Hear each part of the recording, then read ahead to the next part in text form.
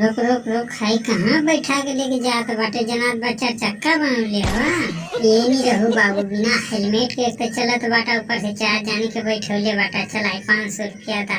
अरे योगी भैया, हमार दर्द याद होके ये कुल मर्दवा करबा हमारे साथे, हमारे रह गए चालान काटे के। देखो बाबू, सरकारी नौकरी में घर द्वार नहीं देखल जाला, हमार जौन ड्यूटी बाबू तो हमके करही के पड़ी। अरे मर्दवा, तो जब से पुलिस बन गला भैया, ये तो बहुत तेज चालान काटत बा, क्योंकि समझता नहीं बा क्योंकि घर गाँव कहूँ। ये नीतीश चाचा, हमहू का करी, हमहू सरकार के गुलाम है, का करी कोई भैया, हमहू के जौन ड्यूटी बा करही के न पड़ी। सही तो कहत बाटा हो योगी भैया, अब का करबा? तोहरिया नौकरी रहे तो तुम यह करबा। क्यों भसड़िया वाले, हम ओकर चाचा न लगा थिला रे, तब हमरा से पैसा ले। अच्छा चाचा जाए, आज गाँव घर वाली बात है छोड़ दे थिला, अगर दोबारा तो हम लोग के चार जाने के देखली न सीधे 1000 का चालान काटे। कहो भैया, काहे के छोड़ देला? मर्दा 200-400 रुपया मिला लो, चल के चाय पानी नाश्ता करल गलो।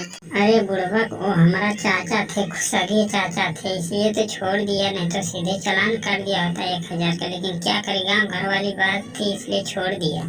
लागत है योगी भैया, यार समोसा वोसा नहीं मिली का खाए बदी। अरे अमित शाह, तुम तुमको टेंशन नहीं ला, कौनो ससुरा यहाँ करा के तुरंत हम चालान कर दे।